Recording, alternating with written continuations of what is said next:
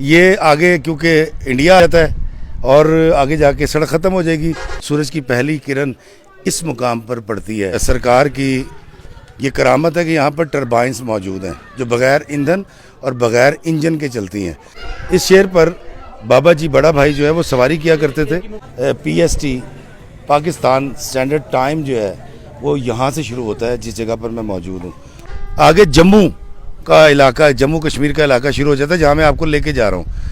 अस्सलाम वालेकुम मेरे अजीज़ो क़ारिब, मेरे अजीज़ो मैं फ़ारिफ़ी प्यारे पाकिस्तान के एक बहुत ही पढ़े लिखों के शहर शकरगढ़ से। मेरे पीछे आप देख रहे हैं कि बाबे शकरगढ़, और आज बड़ी हैरान कुन और बड़ी अचंभे का शिकार करने वाली मैं वीडियो आपके लिए लेकर आया हूँ। पहली बात तो ये जान लें कि शकरगढ़ वो तहसील है जिसका लिटरेसी रेट 90% है। जी हाँ, यहाँ के 90% लोग पढ़े लिखे हैं। दूसरी बात, इस इलाके के बारे में मैं आपको बताता चलूँ कि यहाँ पर जो है रहने वाले जो लोग हैं उनका ताल्लुक़ यहाँ से ज़रूर है, लेकिन वो ज़्यादातर पाकिस्तान से बाहर रहते हैं और वो भी रहते भी गल्फ़ में हैं। नया नया ट्रेंड यहाँ पर ये भी आया कि यहाँ के बच्चे अब डंकी मारने लगे हैं, डंकी मार के यूरोप जाते हैं। मैं आज आपको दिखाऊंगा वो जगह जहाँ से पाकिस्तान का स्टैंडर्ड टाइम शुरू होता है, और आपको ये भी दिखाऊंगा कि जहाँ पर जब सूरज उगता है जापान की सरजमीन से, तो पाकिस्तान में वो कौन सी जगह है जहाँ पर सूरज की पहली किरण पड़ती है। और फिर मैं यहाँ आपको एक मज़ार पर लेके जाऊँगा जिनकी कुछ करामात हैं, और फिर वो टरबाइनें भी दिखाऊँगा जिनके बारे में कहा जाता है कि वो बग़ैर किसी मशीन के चलती हैं।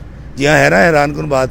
आए मैं आपको लेके चलता हूँ शकरगढ़ की तहसील के अंदर और आपको दिखाता हूँ यहाँ के मकामात, और फिर चलेंगे बड़ा भाई दरबार पे। मैं लाहौर से तवील सफ़र करके शकरगढ़ क्रॉस करके यहाँ आया हूँ बड़ा भाई मसरूर। यहाँ एक पिंड है और यहाँ पर एक दरगाह है बड़ा भाई, और ये देखें अब्दुल सलाम चिश्ती सरकार अल मारूफ बड़ा भाई। ये दरबार के बारे में बहुत सारी करामात बयान की जाती हैं, और ये इंडिया के बिल्कुल बॉर्डर के पास है, और इससे आगे चंद किलोमीटर के फासले पे सिर्फ एक गांव है, और ये बॉर्डर का इलाका है। इस इलाके की सबसे खूबसूरत बात यह है कि सूरज की पहली किरण इस दरबार पे पड़ती है। जब सूरज निकलता है तो पाकिस्तान में जो सूरज की किरण दाखिल होती है वो बड़ा भाई दरबार पे पड़ती है। कितनी खूबसूरत खसूसियत है। मैं आपको दरबार भी दिखाऊंगा, इनकी वहाँ जो करामात लोग बयान करते हैं और जो चीज़ें वहाँ मौजूद हैं वो भी दिखाऊंगा। आए चलते हैं पिंड बड़ा भाई जो कि यहाँ से 10 किलोमीटर है। दोस्तों, ये बड़ा भाई का इलाका मैंने आपको बताया, ये मेरे पीछे आप देख रहे हैं पेट्रोल पंप है, और इस पंप के ऊपर एक चीज़ लिखी हुई है जो शहरों में कभी आपने देखी नहीं होगी। लिखा हुआ है उधार बंद है। नीचे एक और क्वेश्चन भी लिखा हुआ है, खुद मत डालें। जब ये अमला कहीं अंदर बैठा होता है या आराम कर रहा होता है तो इसका एक तो मतलब ये है कि यहाँ के लोग जो है वो खुद से पेट्रोल डालने की कोशिश करते होंगे। ये एक बड़ा अजीब इंस्ट्रक्शन है जो शहरों में नहीं मिलती। ये जो उधार बंद है ये आपको मैं बताता हूँ कि देखें, ये मेरे जो चारों तरफ इलाका है ये सारा YBG का इलाका है, काश्तकारी का इलाका है, और यहाँ पर पंप वैसे नहीं है जिस तरह शहरों में बड़े खूबसूरत पुररौनक होते हैं और वेल डिज़ाइंड होते हैं। तो यहाँ भी लिखा हुआ है उधार बंद है। दोस्तों, ये मैं आपको बताऊँ ये उधार बंद है यहाँ पर क्यों लिखा गया है। ये इसलिए लिखा गया है कि ये आगे क्योंकि इंडिया आ जाता है और आगे जाके सड़क ख़त्म हो जाएगी। आगे जम्मू का इलाका, जम्मू कश्मीर का इलाका शुरू हो जाता है जहाँ मैं आपको लेके जा रहा हूँ। तो यहाँ रुकने का मकसद ये था, मैं आपको ये बता सकूँ कि उधार बंद है। तो हमारे लाहौर में या बड़े शहरों में तो कोई किसी को उधार नहीं देता पेट्रोल, यहाँ पर उधार दिया जाता है। उसकी वजह यह है कि ये लोकल मार्केट है। यहाँ पर जिसने डीज़ल लेना है या पेट्रोल लेना है वो लोकल ज़मींदार या लोकल यहाँ के रहायशी होंगे।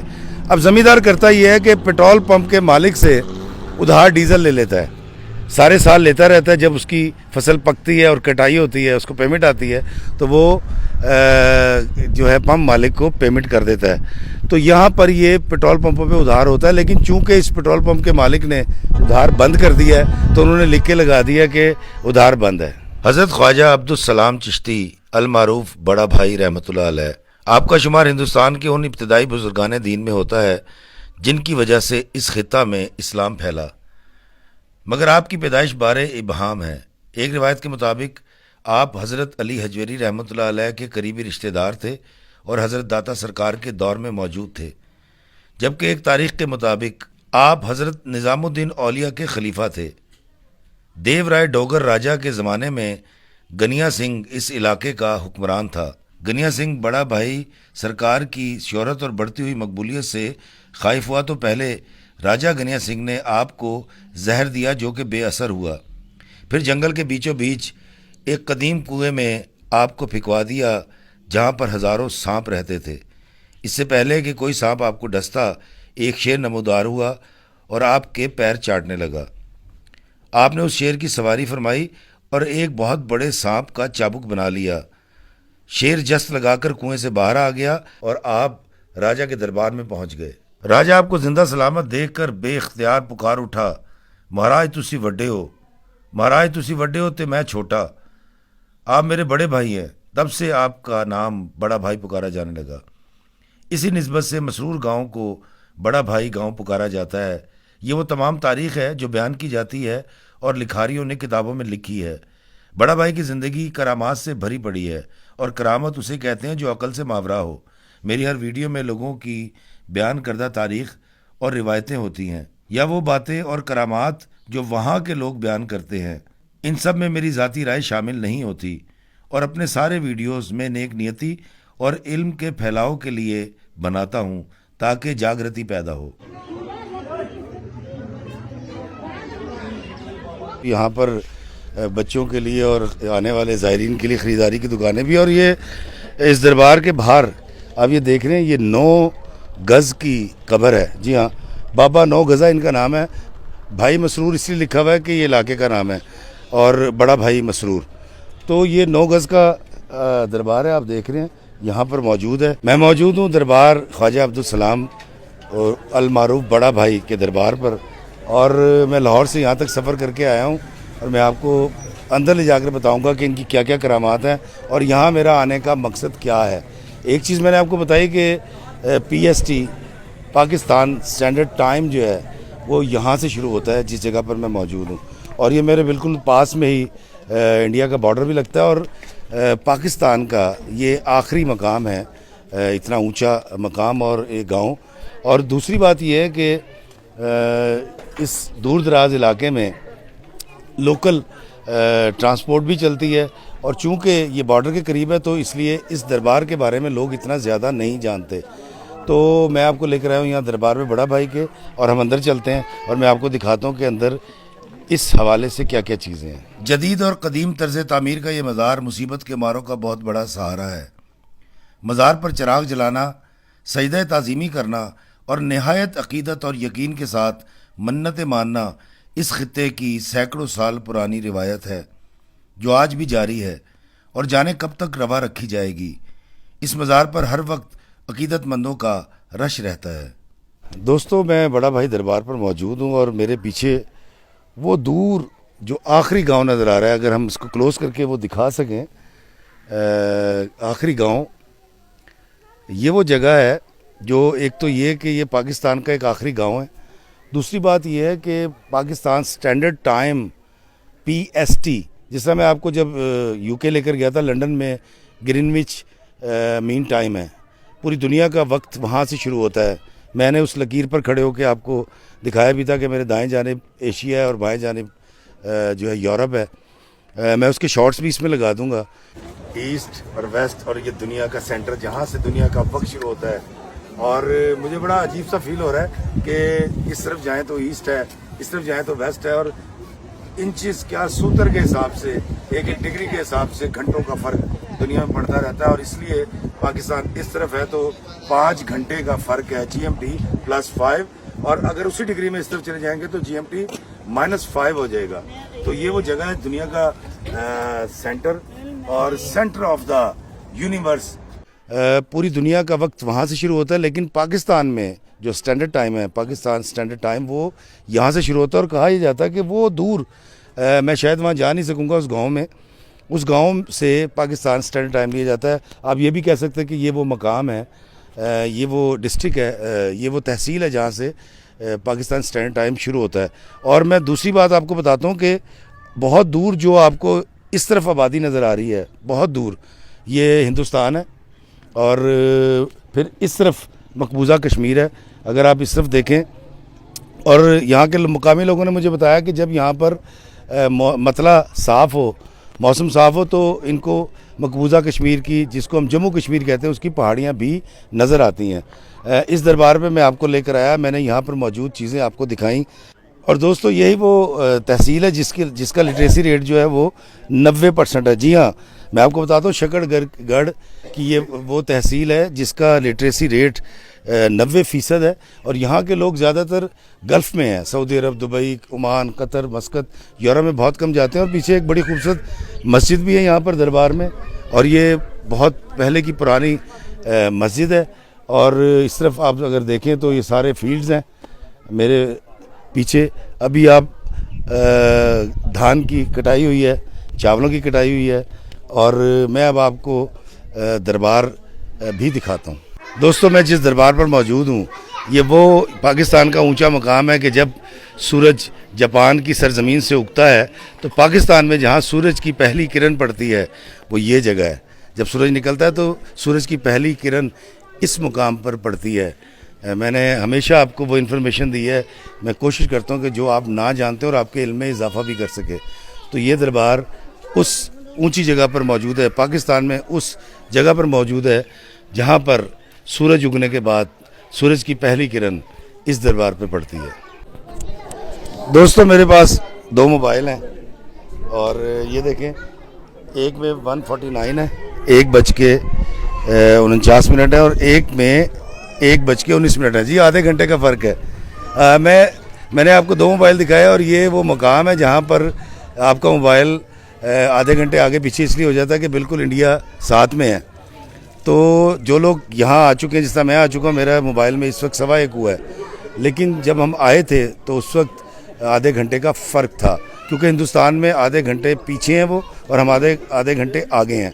तो ये एक बड़ा एक अजीब, मैंने आपको दिखाया कि 2 मोबाइल मेरे हाथ में और दोनों में अलग अलग टाइम था।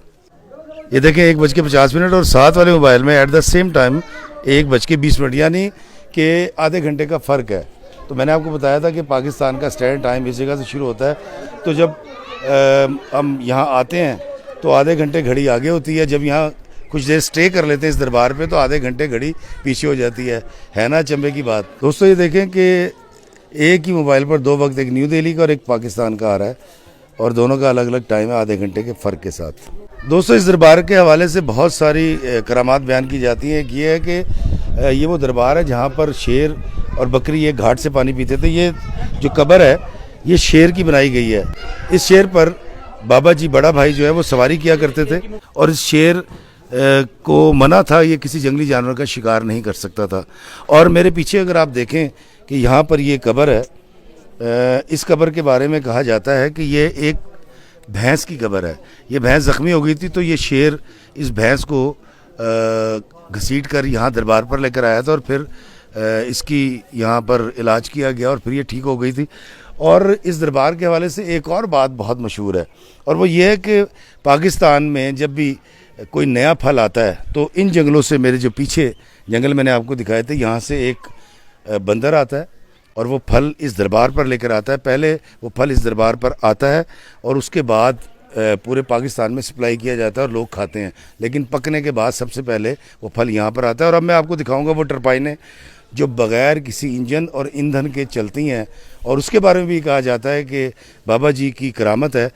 अल्लाह पाक के करम से हर जगह चाहने वाले मिल जाते हैं, खुश होते हैं, सेल्फियाँ बनाते हैं और बहुत सी दुआएं देते हैं, और मुझे लगता है कि उनकी दुआएं मुझे ज़रूर लगती हैं। बेशक अल्लाह बड़ा मेहरबान और नहायत रहम करने वाला है, अजीम है, यकता है, अज़ल से है और अबद तक रहेगा। एक कहा यह जाता है कि बड़ा भाई सरकार की ये करामत है कि यहाँ पर टरबाइंस मौजूद हैं जो बग़ैर ईंधन और बग़ैर इंजन के चलती हैं। तो मैं आपको वो टरबाइंस दिखाने लेके जा रहा हूँ, आए चलते हैं।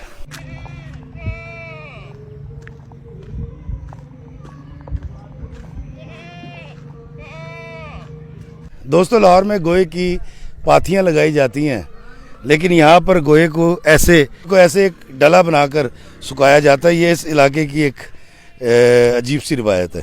दोस्तों मैं बड़ा मुश्किल कठिन रास्ते से यहाँ पहुँचा हूँ और गाड़ी के भी अंजर पंजर हिल गए हैं। मैं आपको बताऊँ कि वो मेरे पीछे जो वो सामने आखिर में बहुत दूर दरख्त नज़र आ रहे हैं, ये मकबूजा कश्मीर है, जम्मू का इलाका है, ये LOC है। और जब हालात ख़राब होते हैं तो इस तरफ से गोला बारूद फेंका जाता है। और वो जो पीछे एक टावर नज़र आ रहा है, अगर आप टावर दिखा सकें, वो सामने बहुत दूर एक टावर है। ये टावर हिंदुस्तान में है। मैं बिल्कुल यहाँ पर मौजूद हूँ इस वक्त, लेकिन ये इंटरनेशनल बॉर्डर है, ये इंटरनेशनल बॉर्डर है। और इस तरफ मकबूजा कश्मीर है और ये पाकिस्तान का इलाका है। ये इस तरफ वाला सारा इलाका पाकिस्तान का है। और ये है वो टरबाइन जिसके बारे में कहा जाता है कि बड़ा भाई सरकार का जो दरबार है, उनकी करामत है कि उनकी करामत से ये टरबाइनें खुद ब खुद चलती हैं और यहाँ पर पानी आता है। अब इसको इसलिए बंद किया गया है कि इस वक्त पानी की ज़रूरत नहीं है और ये सारे खेत सराब होते हैं। ये टरबाइन मैंने आपको दिखाई है, लेकिन जब तहकीक की इस टरबाइन के बारे में तो पता ये चला कि ये करामत का हिस्सा नहीं है, बल्कि यहाँ पर ज़मीन में पानी का लेवल बहुत ज़्यादा है। और ये वो जगह है जहाँ पर 5 या 6 फुट पे 7 फुट पे पानी मौजूद है, लेकिन यहाँ पर एक ऐसा पाउच ज़मीन में बनता है जिससे पानी का प्रेशर बनता है और वह खुद ब खुद ज़मीन से बाहर आ जाता है। और इसी वजह से इस इलाके में जो चावल है वो बहुत ज़्यादा काश्त किया जाता है, क्योंकि चावल को पानी की ज़्यादा ज़रूरत होती है। तो ये टरबाइन मैंने आपको दिखाई, लेकिन जिन करामात का जिक्र दरबार पर मैंने किया, वहाँ के लोगों का ये मानना है और ये अकीदा है कि यहाँ पर शेर की सवारी किया करते थे ये। वहाँ उसकी कब्र भी है, वहाँ पर उस गाय की भी कब्र है जिसको शेर लेकर आया था ज़ख्मी हालत में। और फिर ये भी एक मिथ बयान की जाती है कि जब भी पाकिस्तान के अंदर कोई भी फल पक जाता है तो फिर एक बंदर आता है, वो इस दरबार पर लाकर रखता है और फिर वो फल जो है पूरे पाकिस्तान में सप्लाई होता है। ऐसा मानना है यहाँ के इलाके के लोगों का। दोस्तों मेरे पीछे जो आप वो बहुत दूर एक जंगल सा देख रहे हैं, दरख्तों का झुंड नज़र आ रहा है, अगर कैमरामैन आपको दिखा सके। यहाँ से रावी पाकिस्तान में दाखिल होता है, हिंदुस्तान की हदूद से पाकिस्तान में दाखिल होता है। लेकिन चूँकि वहाँ पर रेंजर्स है और दोनों तरफ आर्मी बैठी हुई है, मैं वहाँ दिखा नहीं सकूँगा, लेकिन मेरी बड़ी ख्वाहिश थी कि मैं आपको दिखा सकूँ कि रावी कहाँ से पाकिस्तान में दाखिल होता है। इस मज़ार पर आकर मुझे बाबा फरीद सरकार के शेर का मतलब समझ आ गया। 5 रुकन ईमान दे ते 6वां फरीदा टुक, जे ना होवे 6वां ते 5 जांदे मुक। साथ साथ एक और शेर मेरे दिमाग में घूम रहा था, गौतम मैं तो ढिड वटा लै, सुनिया तैनू भुख नहीं लगती।